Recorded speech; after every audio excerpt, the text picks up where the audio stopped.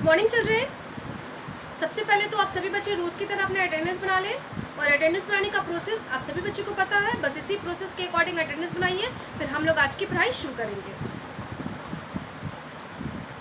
सभी बच्चे एसएसटी की नोटबुक ओपन कर लेंगे क्योंकि हम लोग नोटबुक में वर्ड मीनिंग कर रहे थे चैप्टर 14 का, जो कि कुछ वर्ड मीनिंग मैंने कल लिखाया था और कुछ बच गया है जो आज मैं लिखाकर इस चैप्टर का वर्ड मीनिंग कंप्लीट करा दूँगी। ओके, लेकिन पढ़ाई शुरू करने से पहले लिखाने से पहले मैं जो बात है आपको रोज़ बोलती हूँ उस बात को फिर से आज रिपीट कर दूँ कि सभी बच्चे ऑनलाइन क्लास में प्रेजेंट रहा करें और जो बच्चे प्रेजेंट रहते हैं वो दूसरे बच्चे को यानी कि अपने क्लासमेट्स अपने फ्रेंड्स को प्रेजेंट रहने के लिए बोला करें।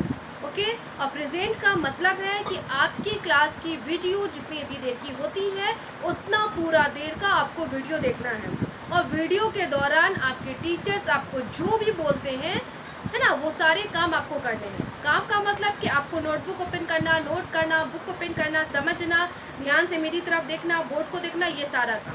ओके, और जिन बच्चों के पास अपनी किताबें नहीं हैं वो बच्चे अपनी किताबें भी खरीदवा लें क्योंकि आप इतने बड़े हैं और इतने समझदार तो हो ही गए हैं कि आपको समझ में आ रहा होगा कि बिना किताबें के आपकी लर्निंग मुश्किल हो रही है। उसी तरीके से अगर आपके पास किताब है और आप नहीं पढ़ रहे हो तो भी आपके लिए किताबें बेकार हैं क्योंकि आप दोनों बात जानते हैं कि दोनों चीज़ हमारे लिए बहुत ज़रूरी है, दोनों काम हमें करना है। ओके, तो इन बातों पर ध्यान दीजिए और इसे पूरा करने की कोशिश कीजिए। चलिए हम पढ़ाई शुरू करते हैं। तो मैंने चैप्टर 14 का वर्ड मीनिंग लिखाया था 24। मैंने जो लास्ट में ऑब्जर्वेटरी लिखाया था वहाँ पे 25 डाल दिया था, हालांकि वो 24 होना चाहिए था। ओके, तो आप सभी बच्चे 24 उसको कर लेंगे, है ना। मैंने 24 वर्ड में लिखाया था, 23 के बाद मैंने डायरेक्ट 25 कर दिया था। तो 23 के बाद क्या होता है, 24 होता है। मैंने ध्यान नहीं दिया, आज मुझे जब मैं क्लास कर ली तब मुझे ध्यान आया तो मैं आज आपको बता दे रही हूँ। तो सभी बच्चे उस ऑब्जर्वेटरी वाला जो नंबर है 25 उसको 24 कर लेंगे। आज हम 25 से करेंगे। ओके, तो सभी बच्चे नोटबुक ओपन कर ही लिए होंगे और नोटबुक ओपन करने के बाद जो वर्ड मीनिंग वाला पेज है उसी पेज से लिखना शुरू कीजिएगा। ओके, लाइन 2-3 अगर बचा होगा तो, नहीं बचा है तो नेक्स्ट पेज का इस्तेमाल कीजिएगा। एक लाइन बचा है तो छोड़ दीजिएगा, नेक्स्ट पेज का। 3 से ज़्यादा लाइन है तो उसी पेज से लिखना शुरू कीजिएगा। तो मैं वर्ड को रिपीट कर दूं, पहले एक बार रिवाइज कर दूं कि हमने क्या क्या कल लिखाया था। तो मैंने लिखाया था एक्सटेम्पोर। क्या लिखाया था, एक्सटेम्पोर, EXTEMPORE। एक्सटेम्पोर मीन्स बिना तैयारी का। उसके बाद था थीम, THEME, थीम मीन्स विषय या प्रसंग। उसके बाद हिस्टोरिकल, HISTORICAL, हिस्टोरिकल मीन्स ऐतिहासिक। EMPEROR, इम्पेरर मीन्स महाराजा या सम्राट। REBUILT, रीबिल्ड मीन्स पुनः निर्माण। उसके बाद था इनहेंस, ENHANCE, इनहेंस मीन्स बेहतर बनाना। उसके बाद था METROPOLIS, metropolis, metropolis means Mahanagari या राजधानी। उसके बाद था trade, TRADE, trade, trade means व्यापार या व्यवसाय। उसके बाद था culture, CULTURE, culture, culture means संस्कृति या तहजीब। उसके बाद था trip, TRIP, trip, trip means सैर या यात्रा। उसके बाद था ब्रीफ, BRIEF, ब्रीफ मीन्स संक्षिप्त या विवरण। उसके बाद था टेरिटोरी, TERRITORY, टेरिटोरी मीन्स क्षेत्र या प्रदेश। उसके बाद था बाउंड्री, BOUNDARY, बाउंड्री मीन्स सीमा। सीमा मतलब एक लाइन होता है और वो लाइन जैसे बाउंड्री होता है। मान लीजिए हमारा घर है और हमारा कैंपस है, तो कैंपस की चारों तरफ हम बाउंड्री दे देते हैं ताकि दूसरा आदमी हमारे ज़मीन पे, हमारे घर पे कब्जा ना करे। तो वो एक रेखा बना देते हैं कि यहाँ तक कि मेरी ज़मीन है, यहाँ से बात दूसरे की है, तो वो बाउंड्री कहलाता है, वो सीमा कहलाता है। उसके बाद एक्सट्रीम, XTREME, एक्सट्रीम मीन्स अधिकतम। उसके बाद है स्टेटस, STATUS, स्टेटस मीन्स प्रतिष्ठा या हैसियत। उसके बाद था full fledge, FULL, full, FLEDGED, full fledged, full fledge means पूर्ण विकसित। उसके बाद था लेजिस्लेटिव, LEGISLATIV, लेजिस्लेटिव मीन्स विधान। और ASSEMBLY, असेंबली मीन्स सभा या सदन। उसके बाद था एम्बेसी, EMBASSY, एम्बेसी मीन्स दूतावास या राजदूत। उसके बाद था high commission, HIGH, high COMMISSION, high commission means उच्च आयोग। उसके बाद था कस्टम, CUSTOM, कस्टम मीन्स प्रथा या रिवाज। उसके बाद था रेजिडेंस, RESIDENCE, रेजिडेंस मीन्स निवास स्थान। उसके बाद था सेचुएटेड, SITUATED, सेचुएटेड मीन्स स्थित, स्थित मैंने लिखाया था, स्थापित भी होता है। ओके बाद ओके ये होता है। उसके बाद लेकिन मैंने स्थित लिखा था तो स्थिति रहने दीजिए। उसके बाद था ऑब्जर्वेटरी, OBSERVATORY, ऑब्जर्वेटरी मीन्स होता है वैधशाला या आकाशलोचन, ये होता है ये। ओके, और आपने जानते हैं कि ऑब्जर्वेटरी का मतलब क्या करते हैं हम लोग, प्लैनेट्स या स्टार्स के बारे में हम लोग क्या करते हैं, उसके मोशन के बारे में हम लोग स्टडी करते हैं, अध्ययन करते हैं। तो अब चलिए मैं 24 ऑब्जर्वेटरी का जो वर्ड है, मतलब ऑब्जर्वेटरी, पहले तो वर्ड में लिख लेते हैं एक बार फिर से यहाँ पे।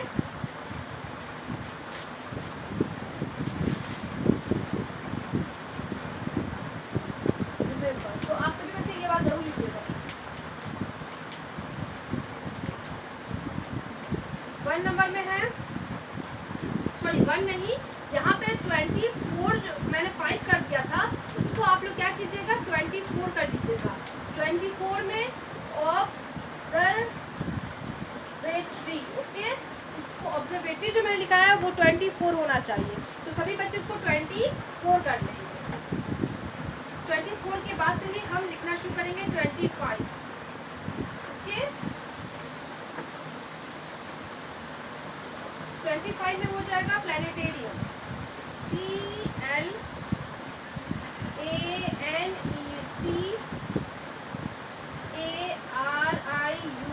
प्लैनेटेरियम, प्लैनेटेरियम मीन्स तारामंडल।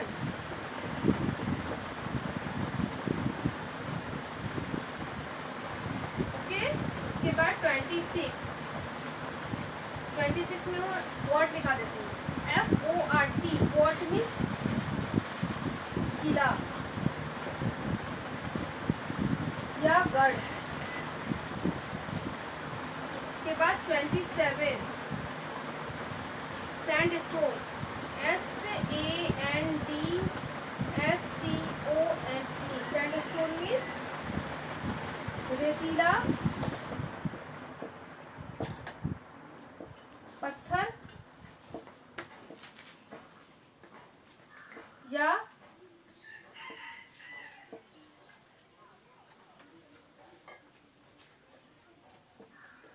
भुरभुरा पत्थर।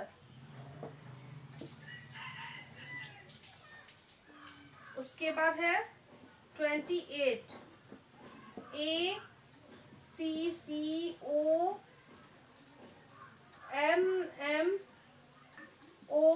ACCOMMODATE, accommodate. एकोमोडेट का मतलब होता है स्थान देना।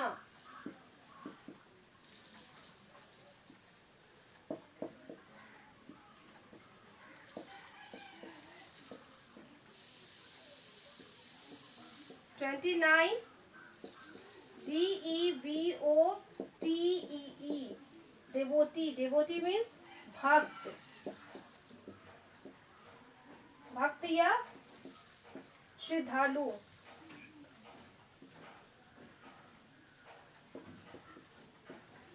ओके, तो मेरा 29 आता है, तो मैं लिखना बंद करके आपको समझा दे रही हूँ। तो सभी बच्चे ध्यान से यहाँ देखें, क्या है, PLANETARIUM, प्लेनेटेरियम मीन्स तारामंडल। मैं फिर से बोल रही हूँ, ऑब्जर्वेटरी का नंबर होगा 24, उसको आप लोग 25 मैंने जो लिखाया था 24 कर लीजिएगा, और प्लेनेटेरियम को 25। तो प्लेनेटेरियम का मतलब होता है तारामंडल। नेक्स्ट है fort, FORT, fort, fort means किला या गढ़।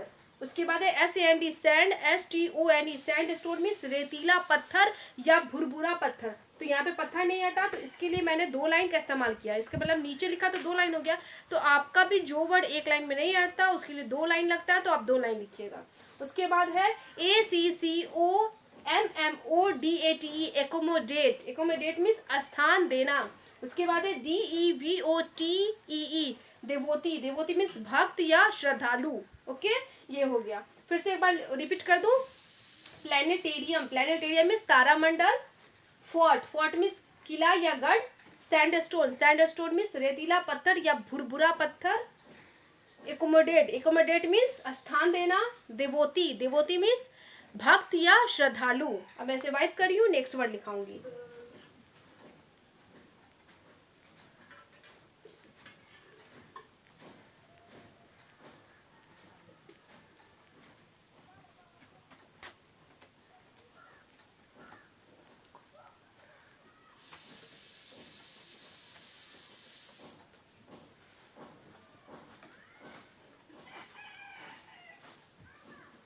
उसके बाद 30,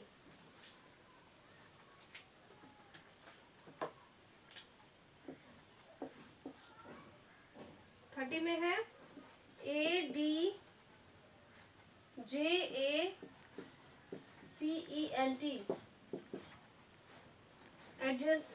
एडजेसेंट, मतलब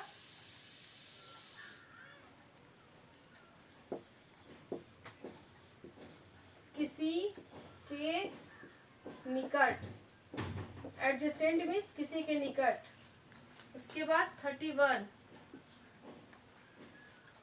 होमेज, HOMAGE, होमेज मीन्स सत्कार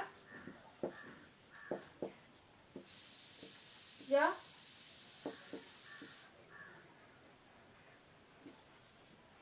श्रद्धांजलि।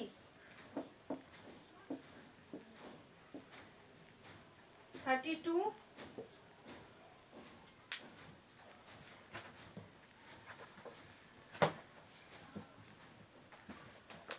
32 में है destination, DESTINATION,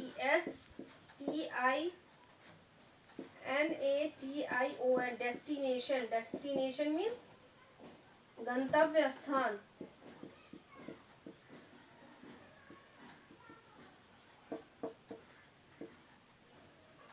33,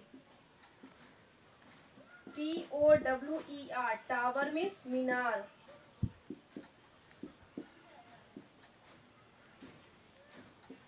34, PILLAR, pillar means स्तंभ या खंबा। 35, RUST, रस्ट, रस्ट मीन्स जंग। ओके, तो मैं लिखना बंद करके आपको समझा दे रही हूँ, सभी बच्चे समझ लीजिए। देखिए, आप टेंशन नहीं लीजिए कि ये नहीं सोचिए कि बहुत सारा वर्ड मीनिंग, आप देख रहे कितने छोटे छोटे वर्ड है। ओके, और बहुत ऐसे वर्ड है जो आप जान भी रहे होंगे। ओके, तो इसलिए तो अब है हमारा क्या है, एडजेसेंट, ADJACENT, एडजेसेंट मीन्स किसी के निकट यानी कि किसी के पास। उसके बाद है होमेज, HOMAGE, होमेज मीन्स सत्कार या श्रद्धांजलि। उसके बाद है डेस्टिनेशन, DESTINATION, डेस्टिनेशन मीन्स गंतव्य स्थान या मंजिल भी होता है। उसके बाद है टावर, TOWER, टावर मीन्स मीनार। PILLAR, पिलर मीन्स स्तंभ या खंबा। Rust, RUST, rust, rust means जंग, है ना। तो फिर से एक बार बोल दूँ, एडजेसेंट मीन्स एडजेसेंट मीन्स किसी के निकट। होमेज, होमेज मीन्स सत्कार या श्रद्धांजलि। डेस्टिनेशन, डेस्टिनेशन मीन्स गंतव्य स्थान। टावर, टावर मीन्स मीनार। पिलर, पिलर मीन्स खंबा या स्तंभ, मतलब स्तंभ या खंबा। रस्ट, रस्ट मीन्स जंग। ओके, अब मैं वाइप कर रही हूँ, next word लिखाऊंगी।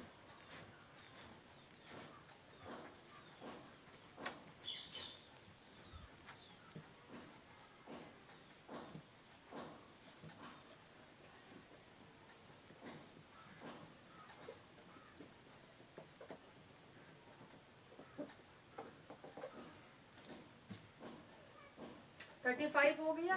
36, tomb, TOMB, tomb means कब्र या मकबरा।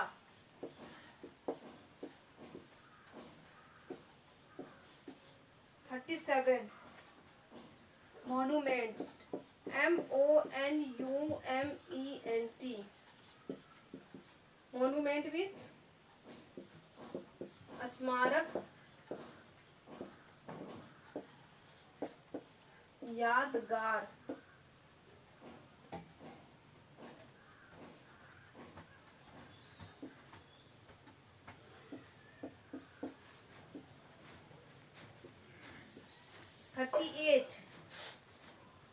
Thirty eight means museum. 38 में म्यूजियम, MUSEUM, म्यूजियम मीन्स संग्रहालय।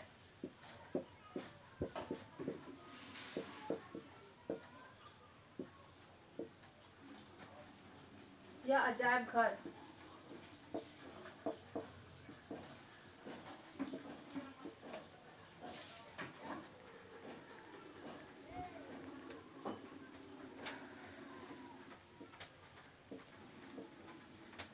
थर्टी नाइन, अब ज्यादा नहीं है। 39 फ्लोरिस्ट। फ्लोरिस्ट आप जानते हैं फूल बेचने वाला। ओके, ये हेल्पर्स नेम है तो इसको मैं छोड़ देती हूँ। इसके बाद एंथुजियाज्म लिखा देती हूँ, ENTHUSIASM,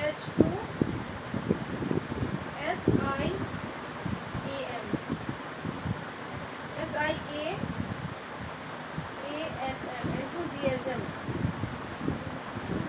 मीन्स उत्साह।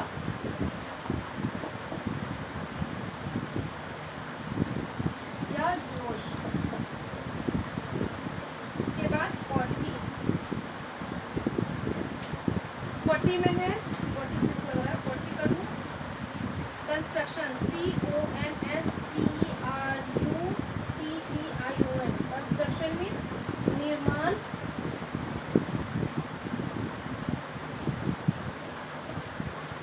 या बनावट।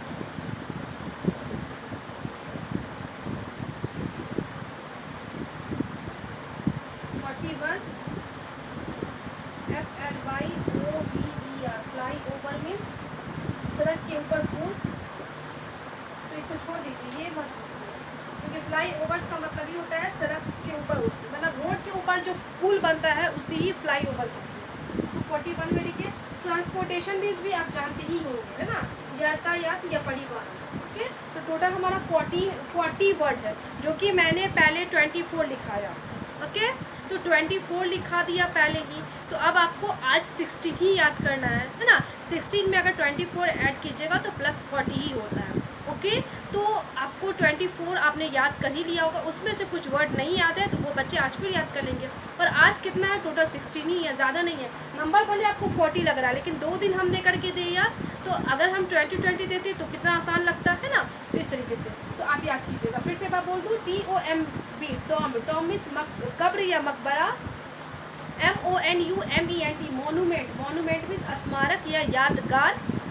MUSEUM, म्यूजियम मीन्स संग्रहालय या अजायब घर। देखिए, म्यूजियम हो या प्लानिटेरियम हो या मोनूमेंट हो, ये सब आपको इंग्लिश आना चाहिए, इंग्लिश में ही बोलते हैं। लेकिन मैंने मीनिंग इसलिए लिखा दिया कि ताकि उस चीज़ को आप समझ सके कि वो चीज़ क्या है। जैसे म्यूजियम, संग्रहालय, मतलब उसमें चीज़ों को इकट्ठा किया जाता है, जो भी मतलब इतिहास से जुड़ा हुआ है, पुराना है और उस काफ़ी मतलब उसका महत्व है, तो उन चीज़ों को इकट्ठा करके म्यूजियम में रखा जाता है, जहाँ लोग जाकर उसे देखते हैं और उसके बारे में जानकारी हासिल करते हैं। उसके बाद है एंथुजियाज्म, ENTHUSIASM, एंथुजियाज्म में उत्साह या जोश या उमंग, है ना। CONSTRUCTION, कंस्ट्रक्शन मीन्स निर्माण या बनावट। फिर से बोलूँ, टॉम मीन्स मकबरा या कब्र। मोनूमेंट में स्मारक या यादगार। म्यूजियम में संग्रहालय या अजायब घर। एंथुजियाज्म मीन्स उत्साह या जोश। कंस्ट्रक्शन मीन्स निर्माण या बनावट। तो आपको होमवर्क हो जाएगा, remember word meaning of chapter 14 का आपको वर्ड मीनिंग याद करना है। हालांकि ज़्यादा वर्ड मीनिंग नहीं है, इसलिए आप टेंशन नहीं लीजिएगा, बहुत कम है। कल हमने 24 लिखाया, आज सिर्फ 16 ही है। भले नंबर 24 है, लेकिन आज टोटल अगर देखा जाए तो आज हमने टोटल 16 ही वर्ड मीनिंग लिखा है। ओके, तो आप ये वर्ड मीनिंग याद करिएगा। जिनको प्रीवियस क्लास का वर्ड मीनिंग नहीं याद हो पाया है, मतलब इसी चैप्टर का जो 24 मैंने पहले क्लास में निकाला था वो नहीं याद हो पाया है, वो भी याद कर लेंगे। और सभी बच्चे ये वर्ड मीनिंग याद कर लेंगे। मतलब चैप्टर 14 का टोटल वर्ड मीनिंग आप रिमेंबर कर लीजिएगा। अब मैं अपने क्लास को स्टॉप करती हूँ, और जब क्लास स्टॉप होता है उस समय एक गुड हैबिट टिप देती हूँ। ओके, तो आज का हमारा गुड हैबिट टिप है वो एट स्कूल के लिए है। मतलब स्कूल पे हमारा जो हैबिट है, तौर तरीका है, वो क्या होना चाहिए। तो है be punctual and regular to school. बोला be punctual and regular to school, मतलब हमें स्कूल पाबंदी से आना चाहिए और नियमित तौर पे, यानी कि हमें रेगुलर आना चाहिए। समय का पाबंद होना चाहिए कि अगर हमारे स्कूल का जो भी समय है, मतलब स्कूल का मान लीजिए 8 बजे है, तो 8 बजे से क्लासेस लगती है, तो हमें स्कूल पहले पहुंचना होता है। तो वो भी टाइम बता देता है कि अगर 8 बजे से क्लासेस लग जाएगी तो आपको 15 से 20 मिनट पहले आना होता है। तो जो भी आने का समय है, मान लीजिए सपोज़ आपको बोला जाता है 7:45 में, यानी कि 6:45 में आप स्कूल पहुंच जाइए। तो हमें स्कूल हर हाल में 6:45 में पहुंच जाना चाहिए। तो हम घर से ही इस टाइम में निकले कि हम आसानी से स्कूल पहुँच जाए। ओके, समय पे पहुंच जाए, लेट ना हो, क्योंकि लेट होने पे हमें पनिशमेंट मिलती है ना। हम बाहर खड़े रहते हैं, जो कि सही भी है, क्योंकि हमें समय का पहले तो हमें चीज़ों को सीखना है। अगर हम पढ़ते किस लिए हैं, अच्छी अच्छी बातों को सीखने के लिए, एक अच्छे इंसान बनने के लिए, है ना, तौर तरीका सीखने के लिए। तो जब तक हमें सीख नहीं होगी, अच्छी बातों की पहचान नहीं होगी, तब तक हमारा वैसा ज्ञान बेकार है ना। पहले हमें समय का पाबंद होना है। तो कह रहा be punctual regular to school, समय पर स्कूल आइए और नियमित तौर से, नियमित रूप से स्कूल आइए, मतलब रेगुलर हमेशा स्कूल आइए। ठीक है, कभी तबीयत खराब हो जाती है, हम एब्सेंट करते हैं, कोई दिक्कत नहीं है, लेकिन हमें जानबूझकर आज बहाना करना। छोटे बच्चे अक्सर मेरे पेट में दर्द है, मेरे सर में दर्द है, मैं स्कूल नहीं जाएंगे, तो मौसी के यहाँ चले गए, तो मामा के यहाँ चले गए, तो नानी घर चले गए, तो 10 दिन वहाँ रह गए, 4 दिन वहाँ रह गए, 1 दिन घर पे आके रेस्ट करनी है, तो वो बहुत गलत बात है। इमरजेंसी होता है, कोई भी अर्जेंट वर्क है, उस वजह से आप स्कूल नहीं आते, तो चलता है, चलिए ठीक है, तबीयत ख़राब है, जाहिर है, जब मन ही इंसान का अच्छा नहीं रहेगा तो इंसान उस समय कुछ भी नहीं करने का दिल करेगा। तो तबीयत अच्छी होनी चाहिए तभी स्कूल आइए। ऐसे भी बीमार जब इंसान होता है तो उसे रेस्ट करना ज़्यादा ज़रूरी होता है, लेकिन जानबूझकर, अब शादी ब्याह है, ठीक है शादी है, ज़रूरी है, होता है, लेकिन हम उसकी वजह से 10-10 दिन तक अपनी पढ़ाई को चौपट करना, ये तो कहीं का रूल नहीं है ना। शादी है, शादी के दिन एब्सेंट कीजिए, ठीक है, लेकिन हाँ, हम दूसरे शहर जा रहे हैं तो मम्मी पापा को भी, और आप बच्चे अब ऐसा बोल सकते हैं मम्मी पापा को कि जो जाने का प्रोग्राम है अगर हम सेट कर रहे हैं तो हम ऐसे समय जाएं कि हमारा ज़्यादा पढ़ाई लॉस ना हो। ओके, 2 से 3 दिन फिर भी ये बहुत लॉस है, लेकिन 2 से 3 दिन हम मैनेज कर सकते हैं। 10-10 दिन, 15-15 दिन, एक हफ्ता जो पढ़ाई लॉस होता है उसे मैनेज करना बहुत मुश्किल हो जाता है। ओके, तो आप सभी बच्चे, आप इतने बड़े हैं, समझदार हैं कि अपने मम्मी पापा को समझा सकते हैं, तो कोशिश कीजिए, और जो हो गई, आइंदा से हमारा क्लासेस मिस ना होना चाहिए। तो आपको क्या करना है, be punctual and regular to school, school में पाबंदी से, समय के अनुसार, और हमें नियमित रूप से स्कूल आना चाहिए और आने की कोशिश कीजिए। सभी बच्चे ये गुड हैबिट फॉलो करेंगे और अपने क्लासमेट्स को भी फॉलो करने की बोलेंगे, दूसरे बच्चों को भी बोलेंगे, और जो होमवर्क मैंने दिया है वर्ड मीनिंग का, उसे फिर से रिवीजन कर लीजिएगा, रिमेंबर कर लीजिएगा। आज के लिए इतना ही, थैंक यू ऑल।